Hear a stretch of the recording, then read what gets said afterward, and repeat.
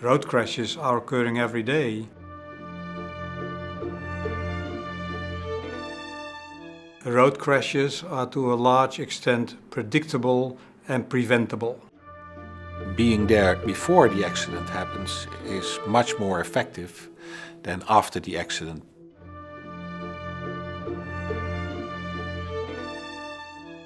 Sustainable safety is a proactive approach, so that means that you're taking measures before crashes are occurring. We say that the traffic system should be designed in such a way that crashes are prevented as much as possible, and in case that's not possible, that injury should be prevented. We have a full toolkit of countermeasures to be applied, and if we apply the knowledge, we can prevent crashes. In the 25 years that we have worked now, we have come from 3,000 to about 600 people killed a year, which is 2,400 less. And these people are still living every year. Sustainable safety is one of the examples of the so-called safe system approach. The sustainable safety vision is really about the human characteristics and taking account of these human characteristics in traffic. When I was a traffic engineer, it was about vehicles. And I learned in my career it's not about the vehicles, it's about human beings. The human being is the core of the system, and we acknowledge that people are vulnerable. Humans are vulnerable. They get injured in a crash. And you have to design the system in such a way that people cannot get hurt. That's basically the laws of Newton applied in road crashes.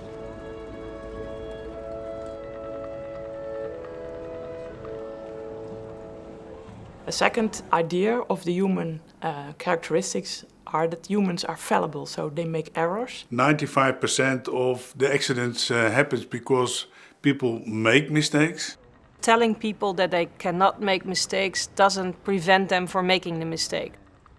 You also have to keep in mind that if you are giving the wrong signals from the road, that people will make the wrong decisions. So you have to be very careful how you design your roads.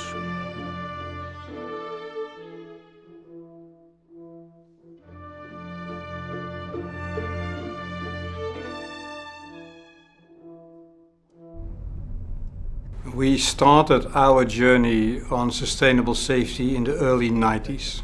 That was in a period that the reduction in fatalities and injuries was not that good. People became aware that this was a major problem and it could not be solved by the ministry, for example. You have a total plan. You're doing that together with all the authorities, all the levels of politicians. Everybody who has an interest in solving the problem is getting together, and we discuss as long as needed to find a solution which is a compromise between all the different stakeholders, and that they all say, this is how we are going to work. The vision was started actually in the early 90s, 1992. And at that time, there were three principles. So the functionality of road. Which means that the road network is hierarchical and that each road should have one function. A hierarchy of roads. You have different type of roads with different functions. We have the through roads for the higher speeds. We have the access roads for the very low speeds, and the distributor roads for in between. Second principle is homogeneity. We are trying to put up a road system which separates the vulnerable road users from the other road users. In case speeds are high and there are differences in mass, the traffic should be separated from each other.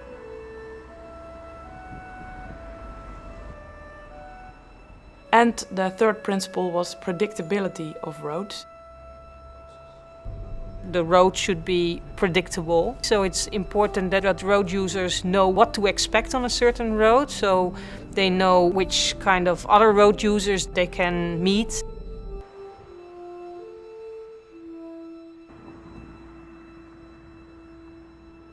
In 2002, 2003, we are not fully happy with the 3 principles, and we added 2 more principles. Those are less infrastructural, more related to the road users themselves. The first new principle was the principle of forgivingness. For instance, roadsides being forgivable, that if people make an error, that it will not result in a serious crash, but also in a social way. So that means that if someone makes a mistake, that another person sees that and is trying to avoid consequences. And the second new principle was state awareness. That's a principle based on the idea that you're educated and you can perform certain tasks, but you cannot do that every day exactly the same. If you are fatigued or if you are drinking alcohol, then your performance is not as good as it can be. And you have to be aware of that state, and try to change your traffic task based on that.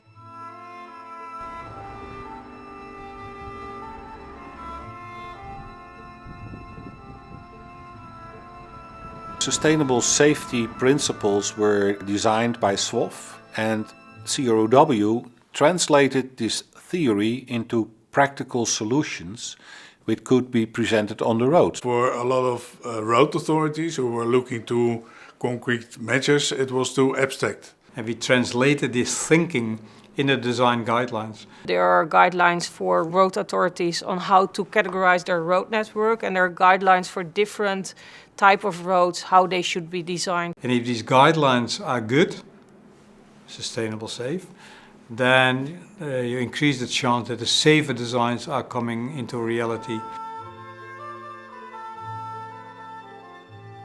Everybody was positive about the sustainable safety theory.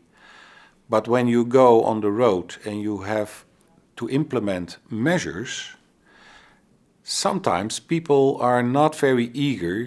We have to respond to people saying, well, this is too ambitious. We cannot afford that. We don't have the funding. So what we did, we started pilot projects.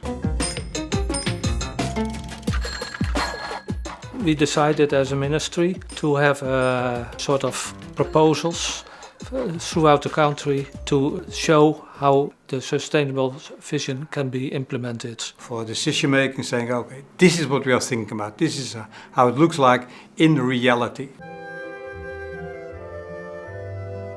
We have 3 types of measures: focused on the infrastructure, focused on the cars, and focused on the people.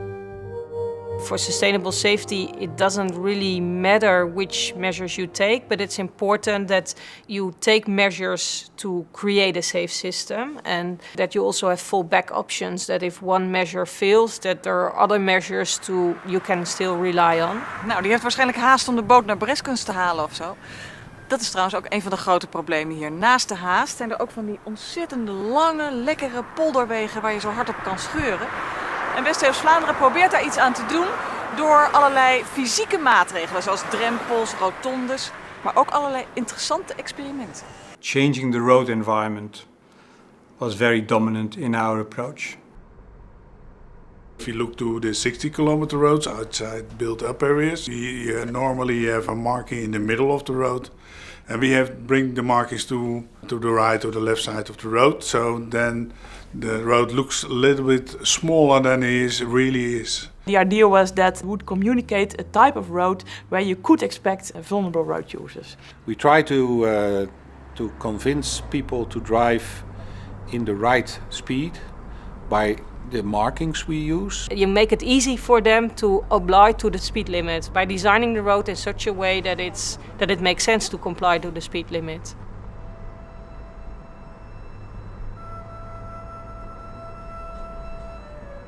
I would say that a safe and credible speed limit is placing people in an optimum level of circumstances that they can deal with safely. If that doesn't work, you have to put in some speed reduction measures. A roundabout, for example, reduces the speed at a crossing.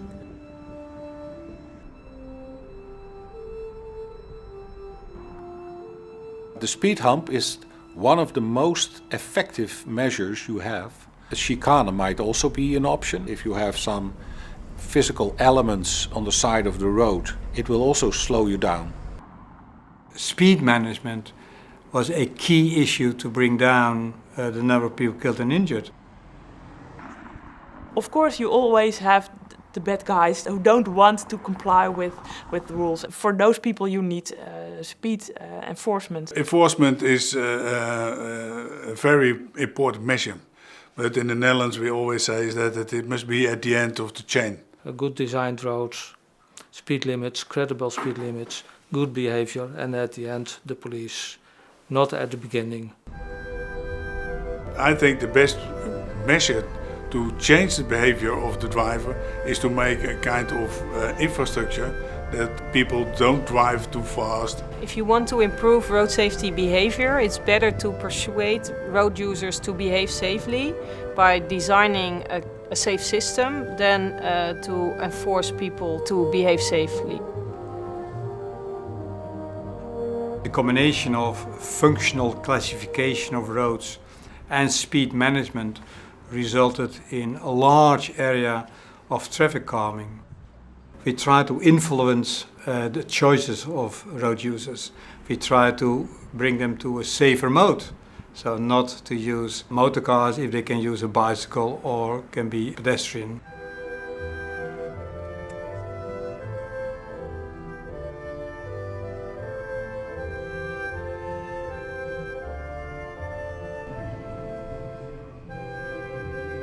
I think it's good to know that it's not done overnight.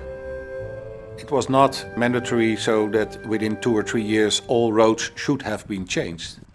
You just change the geometry of the road when you have to do some maintenance on that road, because otherwise it will be very expensive. It's not a matter of 1 year investment, having 15% reduction, and then you solve all the problem. It is step by step improving the road network system. At the moment, more than 70% of all roads inside built-up areas are 30-kilometer zones. Also outside built-up areas, there we have also 30% of the roads now changed in 60-kilometer zones. So you need this long-time perspective. If you are embarking on 2 years or 5 years, I would say don't do it. It's a waste of your time and your energy. I'm sorry to say that we are not ready yet. We are still working on changing the infrastructure and improving safety.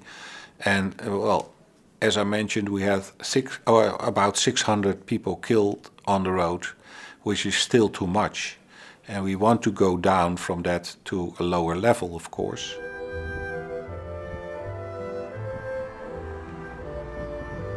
There's no fixed roadmap, and each country made its own journey towards a safe system approach. You have to develop these tools in your own country, and you have to adapt the toolkit we have developed to your own conditions. However, there are a lot of similarities. Speed management in residential areas is a similarity, whatever you do that. And how you exactly try to get people slowing down in residential areas can be different in your country than in my country, but not fundamentally. The first thing you have to do is to get all the organizations who could help you to do something about unsafety on the roads together. You have to convince all the stakeholders that a change is needed and that the safe system approach is the way to go and is possible and within reach. And for that it can help, for example, to do demonstration projects. It's important to show that it can be done and that it is effective. Try to invest available budgets in a more safe direction. Maybe you can start with the quick wins, with the low-cost solutions, but then keep in mind what your original aim is.